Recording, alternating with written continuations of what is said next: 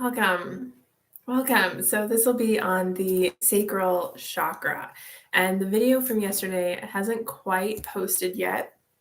But in that video, we do an overview of what all the chakras are. I don't know why I made a diamond. It's actually an hourglass shape. But in case you missed that one, we'll go over it really quickly, just so you have an idea of what the energy centers really are. And then we'll dive deep into the sacral chakra, what it can do for you, how to help heal. So if you are somebody who has problems connecting with your partner or any one-on-one relationship, whether it's a friend or partner or even a coworker or something that you're struggling like bonding one-on-one, sacral chakra is for you. If you struggle to prioritize time for yourself, maybe you're really busy with work or kids and you just kind of lost touch with who you are and your own passions and what do you even care about, then sacral chakra is definitely coming up for you. And also, if you just are in a creative block and you feel maybe you're a writer, an artist, or any human, really, we all have creativity. And if you feel that that's being blocked, the sacral chakra could be present for you in what you need to focus on as your priority. So welcome again. My name is Melissa. I am an energy worker, but also what I mainly do is help people get clear and instant access to their intuition. So the reason that we do this is so that you get more time back every day, like up to 2 hours in your day back, just from getting rid of decision fatigue and the exhaustion that just comes with not really knowing if you're on the right path or not really knowing where you're supposed to be going with your day. So when you get that instant intuitive download that you can recognize and trust, then of course this will bring so much energy back into your day, and it just gives you instant access to what you uniquely need. So this is why I'm really excited to do this series on chakras, because it's kind of like a window into each area of our life, so that once you do develop your intuition more and you start to get comfortable with recognizing like, oh, this is kind of where I'm out of balance, you'll automatically know how to bring it back in balance just from your intuition, which is really, really fun. And if you stay to the end of the class, I did pull a card for us, an animal card. I like this.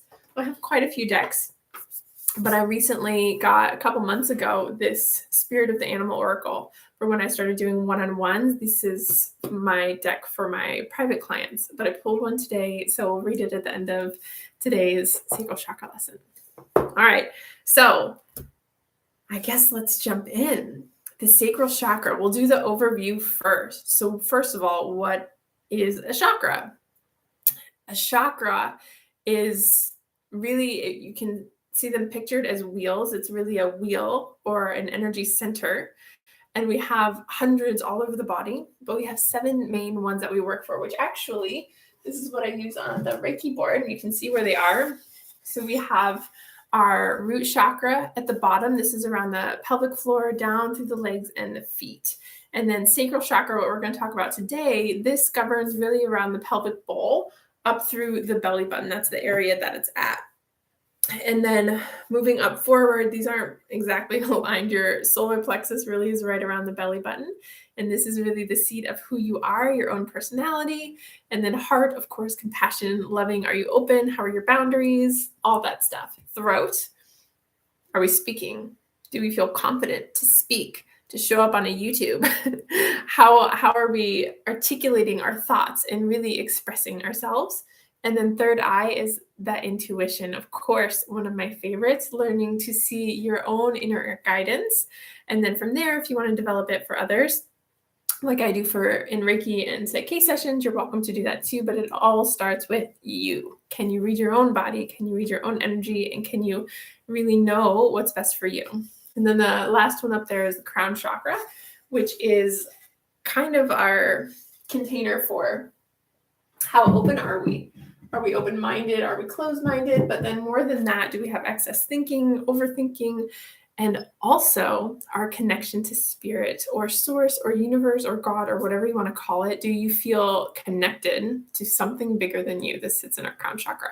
So the reason that it is a hourglass shape is the crown chakra, of course, your connection to the universe, quite broad.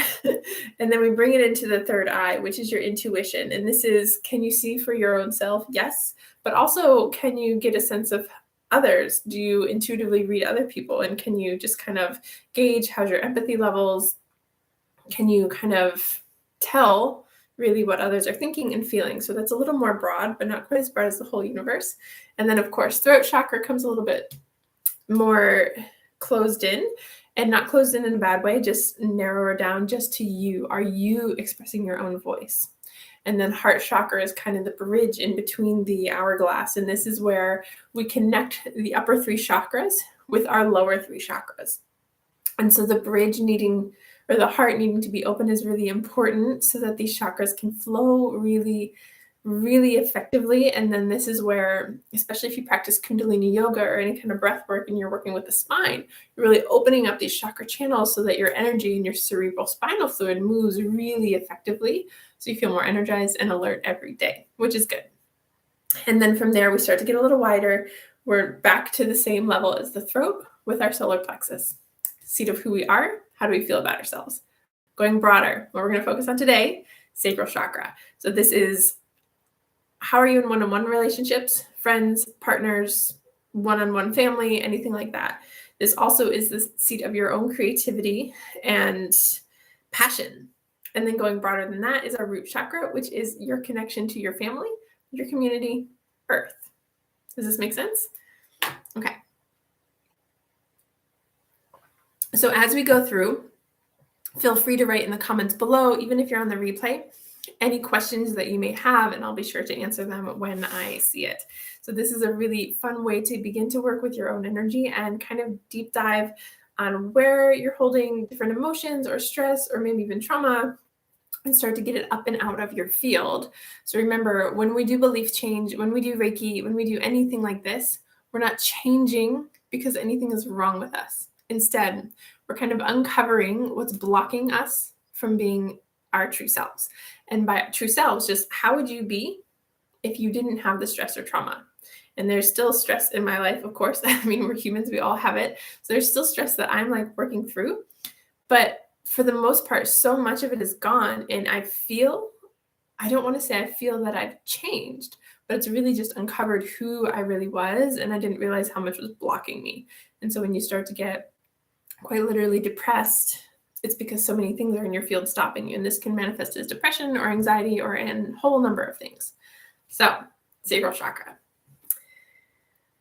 Let's start with the one-on-one relationships. So if you are in a rocky relationship or you want your relationship to be better, oftentimes the sacral chakra will come up as your priority. And when I mean come up as priority, if you're doing an energy reading with me or someone else who's really skilled with scanning your chakras and kind of looking and see what's going on, or even you, if you've developed your intuition and you're practicing with me, yay, welcome back.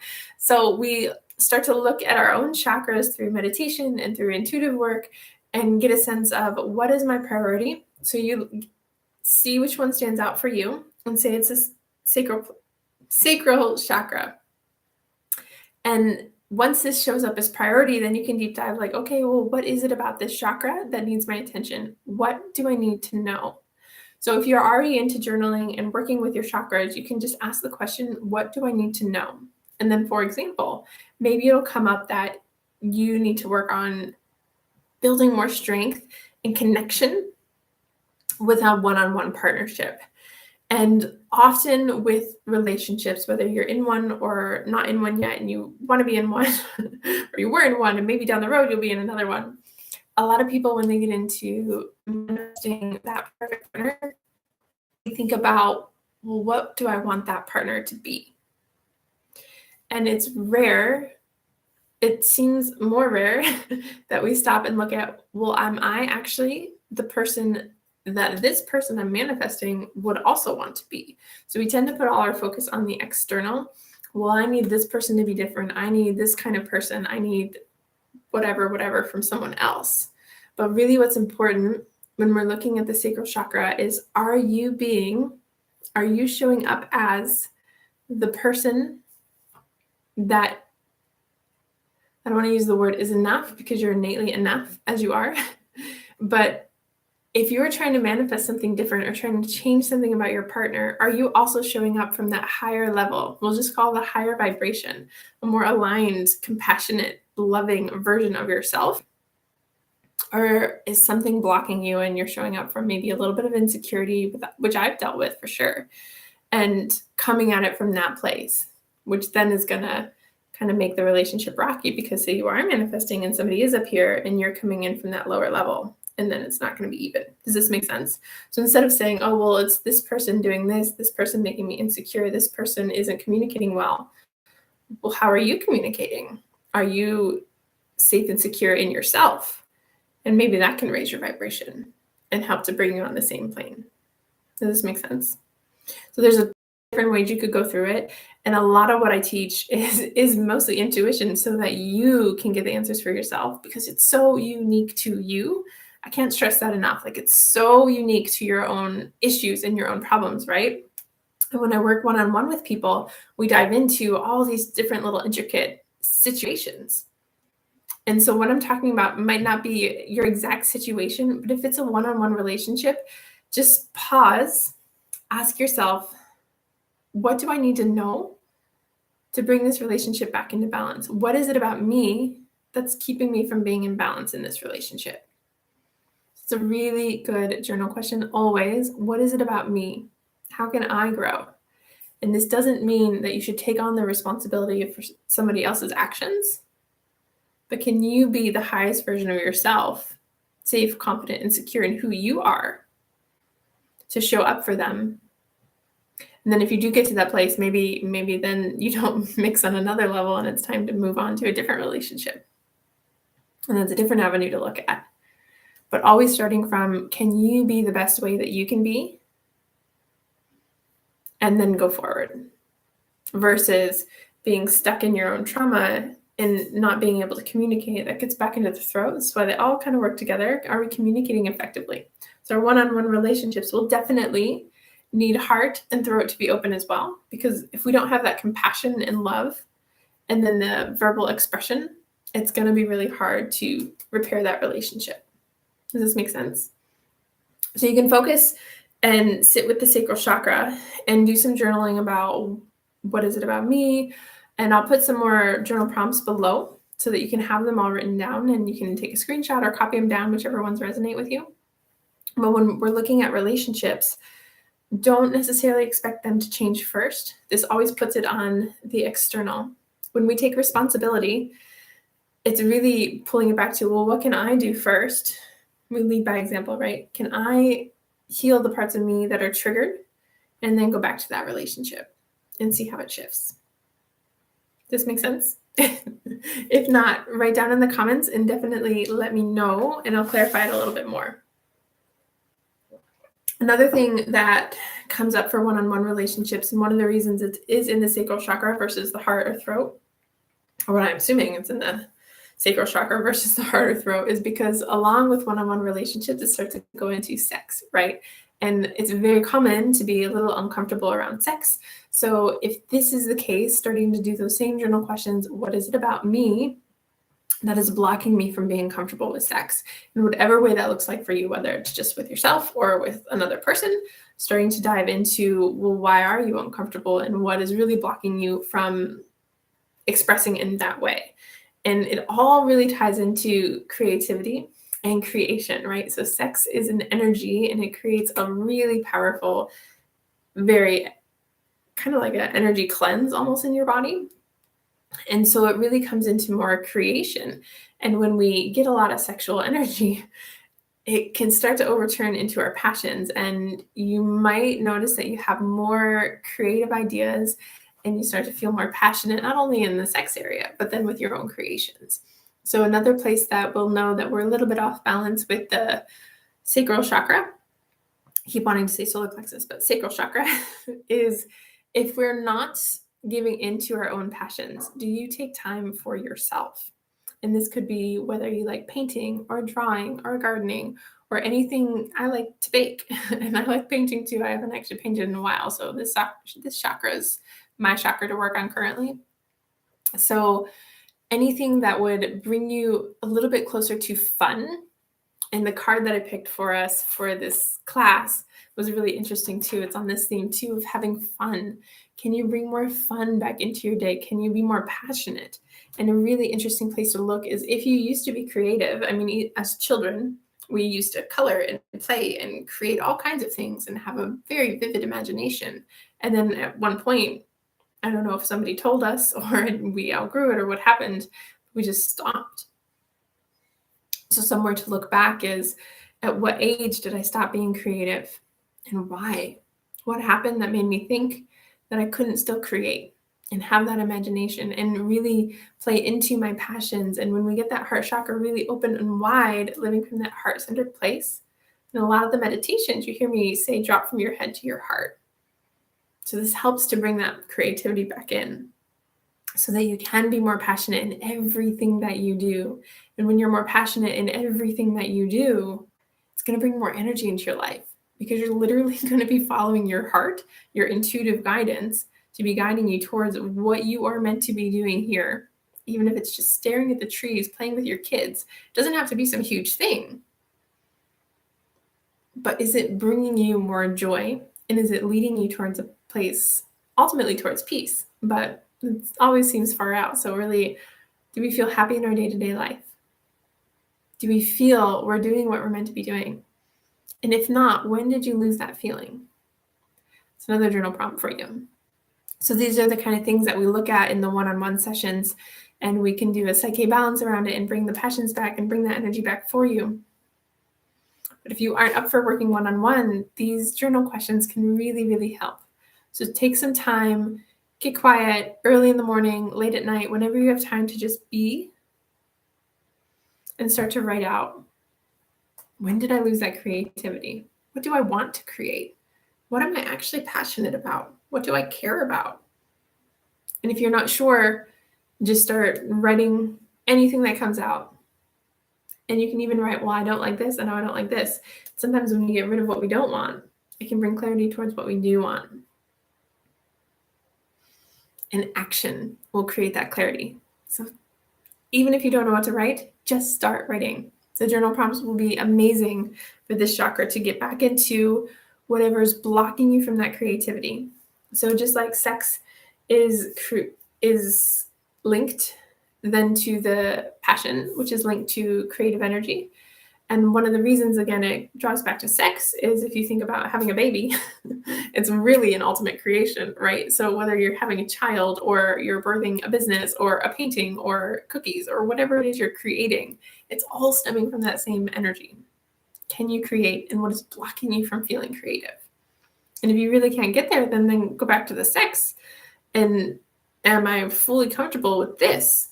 And if not, okay, well, maybe that's a way to work and open up. And then it'll open up the creativity in other areas too. Does this make sense? It's all linked together. So we can focus one-on-one. And when we do a Reiki session, what happens is we'll start with a chakra scan if you're open to it. And this lets us kind of look into each chakra and see, well, what is your priority? And what would be the best belief balance for you to get the most use out of that session so that you can really heal the parts of you that are coming up and being called to look at. So when a chakra shows up as priority for you, or you're having trouble in a relationship, or you're stressed that you aren't being creative like you need to for work or whatever it is, or you feel like you lost your sense of self.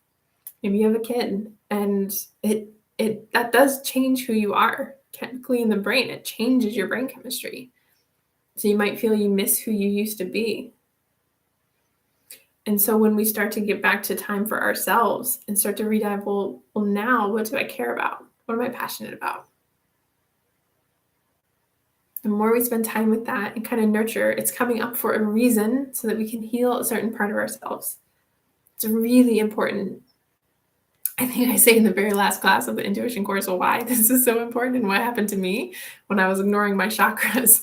And I'm not going to go into it now. You'll have to go into the course and read. But I got an injury. Well, okay, it wasn't that bad, but I did get a bump to the head. But the full story is in the intuition course of why I wasn't listening to my chakras. And then I wasn't listening. Finally, got a literal smack to the head. And now I, of course, listen to them all the time. So I mentioned before I check in on these once a month, but you can do it however often you need. I have some clients who come to me quarterly, some do once a month. Really, whenever you're feeling called that you need a little help in feeling more like yourself, feeling more confident, feeling more at ease, getting more time back in your day because you're getting rid of that stress and you're just showing up as who you are, then reach out. I'm here to help. And other ways that you can bring your sacral chakra into balance on your own, just like we did in the 5-day meditation course when we were tapping into that Reiki energy. And you do not need to be Reiki certified for this. It's open and available to everyone. Reiki just means universal energy. So we're really just hooking up to that energy. And when you do that, I believe it was day 4 of the 5-day meditation course, which is up on my site. This really is how you can begin to heal and bring in a higher vibration of energy for yourself, which is really lovely. And then you can just set your intention that it'll be for the sacral chakra. Anything you no longer need can flush out, and anything that you would like can bring in. I think the summer meditation covers this as well. I think that's on my site as well, somewhere. Maybe I'll put a link to it below if you want to get that, but that's about releasing anything you no longer need and bringing in what you would like. So letting go of discomfort, stagnant older energy, poor communication, bringing in creativity and passion. Whatever would make you feel more like you. Does this make sense? So sacral chakra is one of many that's kind of a window into how we're doing. So when this pops up for you, take a look at your relationships. Are you spending time for yourself? Are you being creative? If not, what is available to you to repair these connections to yourself, to others? Super simple questions. What is it about me? What do I need to know? What can I do next? What is my next best move to heal this, to bring this back into balance? Whatever wording works for you, write it down, spend some time with your journal, and then let me know how it goes. If you want deeper guidance, obviously let me know. So I think we're to the point where we'll read our card.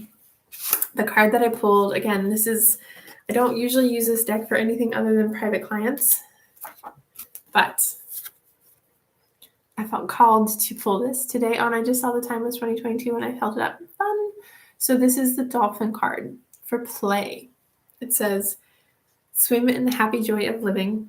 Inhale confidence, exhale fear. Dive into your wisdom and go with the flow. So lovely. All right, so let's read a little bit more about this. The dolphin is playful, sociable, curious, communicator. Oh, he's the cover too. Freedom, musical, healing, breath, joy, love, family, trust, wisdom, and power. If the dolphin is your totem, you can be sure that a deeper reality awaits you. Dolphin helps you dive into the hidden secrets and will teach you the sacred breath of life. Dolphin people are natural healers through the strength of their love, endless joy, and their sounds. Dolphin is the master of the power of breath. They ask us to meditate with long, slow, controlled breathing. This practice will energize every cell of your body and mind. Learn to breathe like the dolphin, and they will take you to new dimensions of consciousness. Tension and stress will drop away, and the playfulness will emerge. This is really what we're talking about when we're healing the sacral chakra, getting rid of any of that stress, especially on here. Inhale confidence, exhale fear, any stress, any trauma you have around relationships, letting that go. And instead bringing back more playfulness, that creativity, your passions. Dolphin represents gentle, friendly power, unless endangered. If you have dolphin medicine, it's good to note the strength they gain from their pod. They know a shark when they see one, and they'll gather to protect the group. Dolphins are messengers from the spirit, and if you listen, they will bring you guidance, healing, and opportunities. Be like dolphin. Go with the flow and live in love, laughter, and joy. Do you feel tense and out of balance? If so, you need to play. Has negativity blocked your inner sonar? Let love open up your gifts. Breathe deep and let worry go. I think that's a lovely card for this, based on swim in the happy joy of living. Come back to your passions, come back to play a little bit more, find a way to play every day, even for a few minutes. Bring back that joy. I didn't need to lose it. Bring it back. And I will see you for the solar plexus next. So if you got any value of this video, feel free to like it, subscribe.